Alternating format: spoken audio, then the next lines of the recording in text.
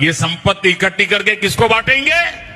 जिनके ज्यादा बच्चे हैं उनको बांटेंगे। ये देश हिंदू राष्ट्र है और हिंदू राष्ट्र रहेगा। हिंदू मुस्लिम हिंदू मुस्लिम हिंदू मुस्लिम हिंदू मुस्लिम। कि मुसलमान हिंदुओं के साथ नहीं रह सकता तो क्यों रखा है इस देश में? यार ये सबसे बड़ी समस्या ये मुसलमान है। बस देश से ये खत्म हो जाए तो सारी समस्या खत्म हो जाए। पता नहीं मोदी जी समस्या का समाधान कब करेंगे। अरे अंकल, कितनी देर से देख रहा हूँ आप बस टीवी में घुसे हुए हो। मैं इतनी देर से बैठा हुआ हूँ, थोड़ा ध्यान मेरी तरफ भी दे लो, मुझसे भी दो बातें कर लो। अरे सॉरी बेटा, बस थोड़ा दिमाग आजकल गर्म रहता है, थोड़ा ध्यान नहीं रहा था। और सुनाओ, सब बढ़िया चल रहा है? हाँ सब बढ़िया अंकल, आप सुनाओ क्या बात है? काफी टेंशन में नजर आ रहे हो। बस बेटा क्या बताऊं, जैसे जैसे रिटायरमेंट नजदीक आ रही है घर की टेंशन बढ़ती जा रही है। पहले वाले कर्मचारियों की तरह हमें पेंशन भी नहीं मिलेगी। सोच रहा हूं आगे गुजारा कैसे होगा। छोटे वाले लड़के की फीस, रैंक भी इतनी अच्छी आई थी, हरियाणा के गवर्नमेंट इंस्टीट्यूट में नंबर भी पड़ गया था, लेकिन सरकार ने फीस को सालाना 50,000 से बढ़ाकर सीधे 10 लाख कर दिया। 4 साल में 40 लाख बताओ कहां से आएंगे। बच्चों ने धरने प्रदर्शन भी किए, तब जाकर फीस 30 लाख रुपए हुई, लेकिन 30 लाख भी कहां से लाएं? और बड़े वाला लड़का अंकल, वो भी तो दिल्ली है ना? अरे हाँ, लेकिन वो बेचारा भी क्या करे। पहले वो कंपनी वालों ने नोटबंदी का बहाना बनाकर निकाल दिया, फिर दूसरी कंपनी वालों ने कोरोना में लॉकडाउन का।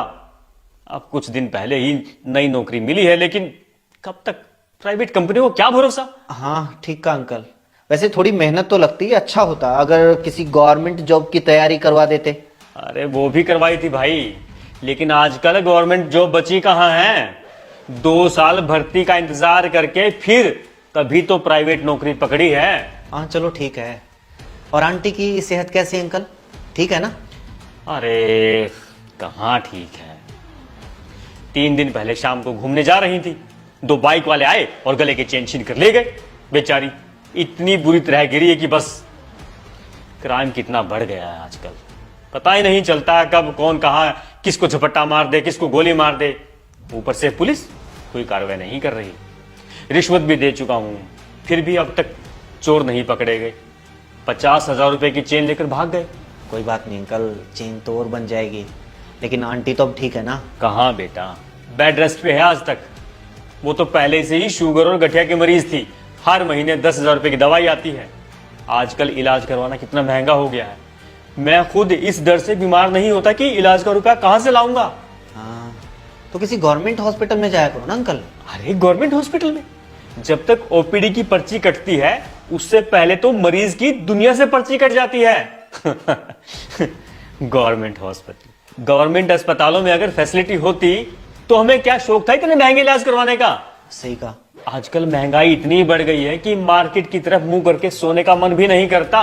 पेट्रोल डीजल ही देख लो कितना महंगा हो गया है। अरे सिर्फ पेट्रोल डीजल क्यों, गैस सिलेंडर, दाल चीनी, सरसों का तेल सब इतने महंगे हो गए हैं कि मैं तो ये सोचकर हैरान हो जाता हूं कि तुम लोग आगे चलकर कैसे काम चलाओगे।